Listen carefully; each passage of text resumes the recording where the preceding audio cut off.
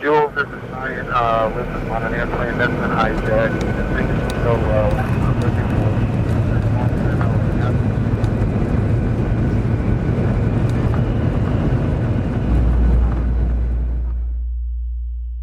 Brian Sweeney was a 38-year-old defense contractor from Massachusetts and one of the 56 passengers aboard United Airlines Flight 175, one of the two planes hijacked by terrorists and flown into the World Trade Center on September 11, 2001.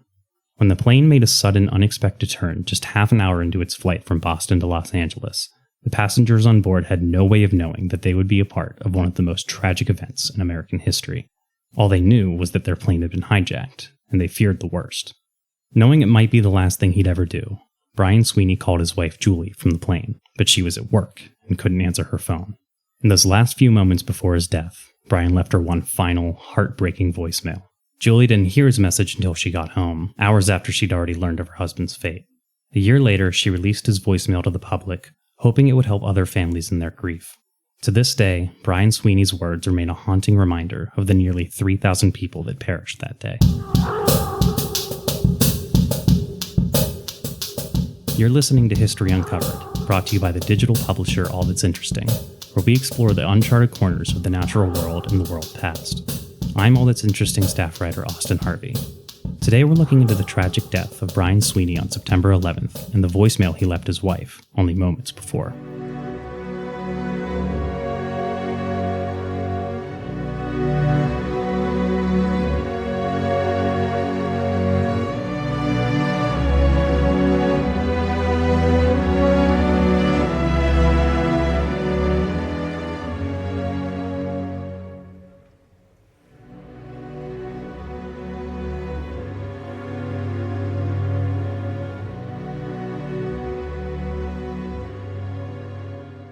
Brian David Sweeney was born on August 10, 1963 in Massachusetts. After finishing school, he became a U.S. Navy pilot and went on to work as an instructor at Top Gun in Miramar, California. Fitting, since his widow Julie Sweeney Roth described him as being like Tom Cruise, but with a goose personality. As she put it, he had the confidence of Tom Cruise, but he had this personality that you just wanted to hug him and love him. He was just that kind of guy. Brian and Julie met in Philadelphia in 1998, a year after he was medically discharged from the Navy, partially paralyzed from an accident. It was a suit bar, a hangout for businessmen after they'd finished work for the day. In other words, it was the kind of place where a guy like Brian Sweeney would stand out. He was 6'3", dressed in jeans, a denim button-up, boots, and a baseball cap, something that Julie later came to recognize as the Sweeney uniform. Julie saw Brian, turned to her friend, and told her, "That's the kind of guy I would marry." Brian had the same attraction to Julie, and before long they were living together in Massachusetts and got married on Cape Cod shortly after. By early 2001, each of them had finally settled into a comfortable position in their careers. Julie was teaching, and Brian had found a job working as a defense contractor in Los Angeles.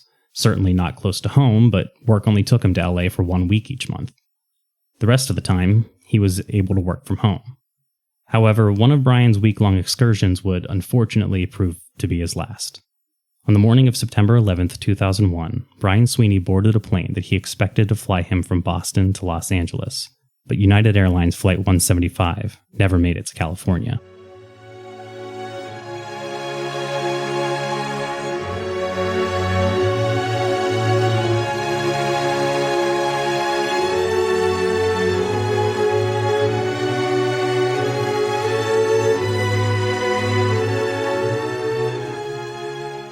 As Brian was boarding his flight that sunny Tuesday morning, Julie was heading to work as usual. At that moment, neither of them could have possibly known that they were about to become part of a tragic story that would change the course of American history. United Airlines Flight 175 departed at 8:14 a.m., but just over half an hour later, at 8:47, it suddenly changed course. At that same moment, another flight had also just taken off from Logan, American Airlines Flight 11, and it captured the attention of air traffic controllers after also going off course. As they were distracted trying to understand what happened to Flight 11, they failed to notice that Flight 175's transponder code had changed several times. No one on the ground knew that both flights had been hijacked by al-Qaeda terrorists. And though the passengers aboard Brian Sweeney's flight had no way of knowing that their hijackers intended to crash the planes into the World Trade Center's Twin Towers, they feared they were never going to make it safely back to the ground. It was then that Brian Sweeney, sensing that the end was near and that this would be his final act, used a seatback phone to call his wife. This is the message he left for her. Jules, this is Brian. Listen, on an airplane that's been hijacked. If things don't go well and it's not looking good, I just want you to know I absolutely love you. I want you to do good. So happy to time. Same to my parents and everybody. And I just totally love you. And I'll see you later. Hi, babe. Hope I call you. 3 minutes later, at 9:03 a.m., American Airlines Flight 175 slammed into the South Tower of the World Trade Center. Julie had been teaching when Brian called and didn't hear his message until she got home. But she already knew what had happened to her husband. Brian's mother had called Julie hours earlier and told her that Brian had been on one of the hijacked planes.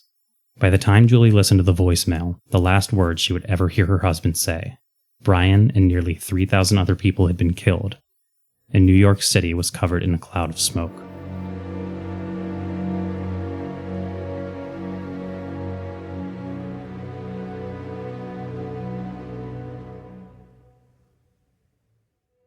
Looking back, Julie Sweeney Roth, who has since remarried and now lives in New Jersey, said she's thankful for that message from Brian. In an interview with the 9/11 Memorial and Museum, she said, "You hold out this hope, especially for someone like Brian who, this is a silly way to put it, was a warrior, and you just didn't believe that something like this could take him away." For her, there was some relief in knowing what her husband had been thinking in his final moments, without a shadow of a doubt. His voice had been calm, almost soothing, even in the face of death. That's why, in 2002, she shared Brian's message with the public, in the hopes that it might be able to help other grieving families heal. Grief can be isolating, but perhaps there's some comfort in knowing that you're not alone in your experiences, and knowing that other people are grieving the way you're grieving. It's been more than 20 years since 9/11, but many of the messages that victims like Brian Sweeney left for their loved ones have lived on and been heard by countless people who never knew them. Some who hadn't even been born yet, and likely they will continue to be heard by future generations. Of course, Julie couldn't have known that her husband's message would be heard not just by those who visit the 9/11 Memorial in New York, but by people all around the world via Twitter, YouTube, Facebook, and elsewhere. By hearing the final words of a man who almost certainly knew he was going to die, intimate words left for the woman he loved, we have a permanent reminder that the victims who died on September 11th, 2001 were real people, like us, not just names carved into a monument. And as for Julie herself, she certainly took Brian's final message to heart. She's lived a good life. She and her new husband have 2 children, and she volunteers at the 9/11 Memorial and Museum working to help survivors and keep the memory of Brian Sweeney alive. She later told People magazine in 2018 that she was lucky Brian left her that voicemail. She told People that it, along with the connection she's made working for the memorial, has helped her to move forward. But she also clarified that moving forward isn't the same thing as closure.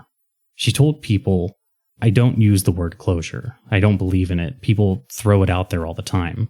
You don't ever close the door to something like this. It's just one day at a time. That's all this life is. 1 second at a time."